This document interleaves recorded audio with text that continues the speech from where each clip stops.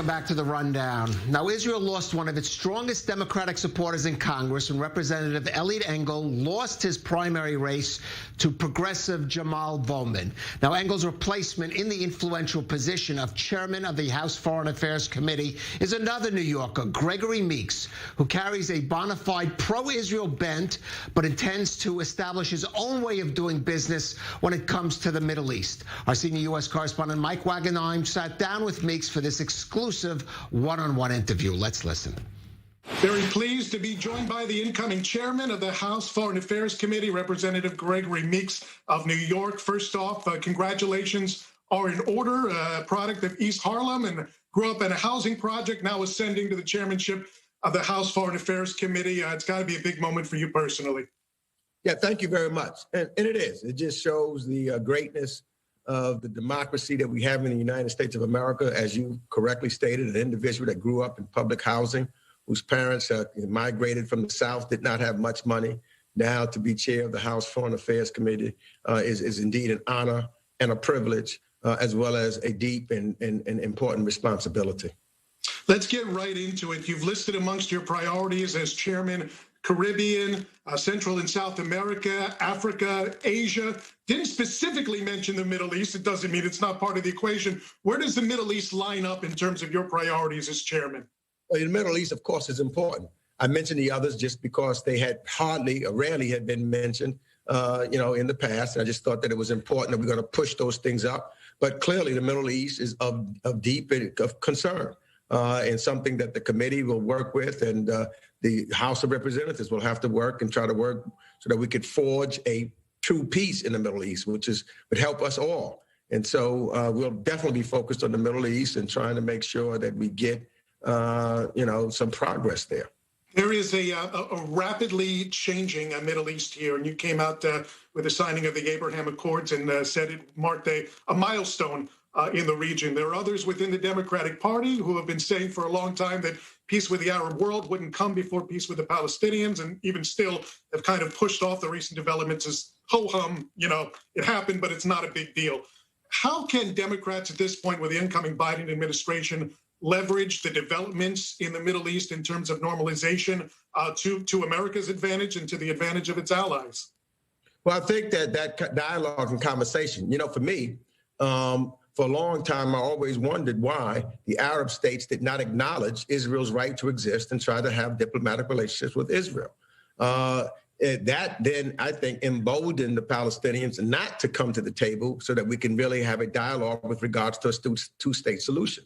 With the Arab nations starting to come together with the Abrahamic Accords, that makes a tremendous difference. And it is my hope that they then will also sit down with the Palestinians and say, you've got to now come to the negotiating table. I think that is the way that we finally get to a true peace in the Middle East, where we have a two-state solution. We have diplomatic relations between the nations in the Middle East, where they are trading with one another and helping one another, as opposed to having the kinds of wars and fights and attacks that we're having right now. Mr. Chairman, I want to give you an opportunity to clarify some things that you said over the summer with regards to aid to Israel. You'd said, as you were vying for the chairmanship, you said that you would not take the leveraging of U.S. aid off the table in terms of whether Israel would annex or apply sovereignty, depending on your point of view, to lands in the West Bank, Judea and Samaria. Where exactly do you stand on that particular issue? The MOU, the understanding, the money, the agreement that the Obama administration put as far as defense of Israel is off the table. That agreement has to be abided by. We should not, take any money off the table where Israel has, because Israel has the right to defend itself. They're our close ally, and we want to make sure that they have the resources to defend themselves from attacks from anyone else. There was an MOU that was entered into. That MOU is non-negotiable. Speaking of diplomatic channels, it seems the Palestinians want back in with America are willing possibly to amend its pay-for-slay policy, where it pays the salaries of terrorists who kill and maim Israeli citizens. It looks like they'll go about it a different way. Rather than paying based on the length of the prison sentence, they'll pay it based on need. Is that enough for you and for the Biden administration to bring the Palestinians back to the table, or are you going to require more from them? I think there's going to be more. I think that's, we've got to make sure that there is more. There's steps that you take.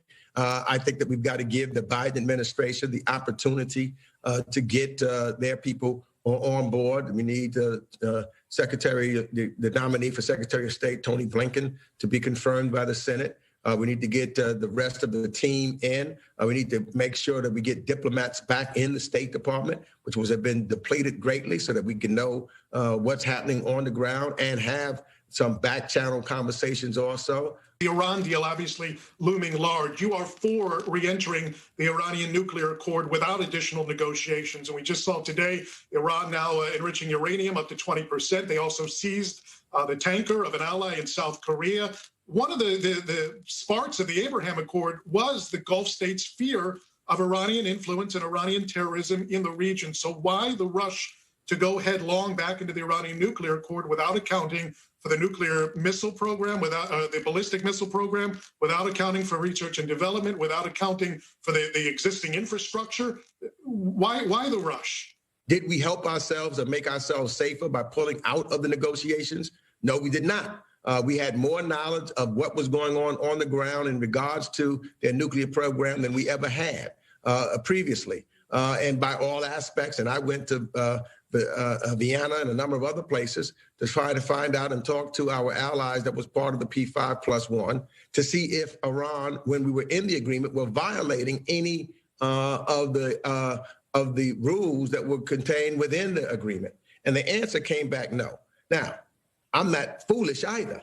We know that there were a number of things outside of, of the agreement that Iran was doing, whether you're looking at short range or long range ballistic missiles, whether you're looking at them continuing to sponsor terrorism in other places. So we have other avenues of which to make sure that we sanction and do other actions that are necessary to prevent that from happening.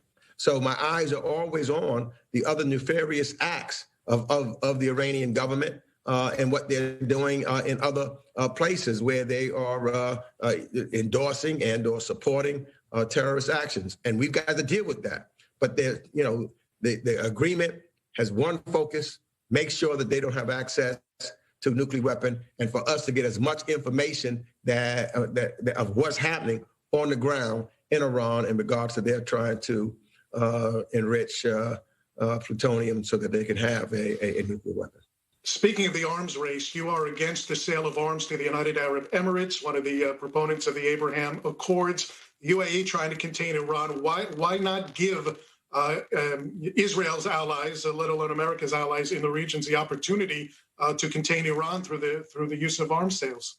Well, because we agreed that we would always make sure that Israel had the qualitative advantage in regards to the sophistication of weapons. Even though Israel's in favor of this arms sale? Don't know what happens in one of the Arab states if there's something that goes wrong there. Then they have the weapons already, and then they would have the qualitative advantage or level playing field in regards to those weapons. So, I feel that we need to continue to honor that agreement that we had with Israel to make sure that they have the qualitative advantage in regards to the type of military equipment that's being sold. I don't have the certainty of knowing what's going to take place tomorrow. I've seen in other places where we've given individuals weapons, we sold weapons, different regime comes in and they're utilizing those weapons in an inhumane way, in a way that we had not intended, but they already have them. I know we don't have to worry about that with Israel, but as of right now, I do have concerns because of other policy considerations that some of the other states may have. The incoming chairman of the House Foreign Affairs Committee, Gregory Meeks, tall challenge ahead, but based on your experiences, I know you're going to be up to it. Congratulations again, and best of luck moving forward. Thanks for taking the time to join us here. All right, now, bye-bye. Well, the changing of the guard there in Congress.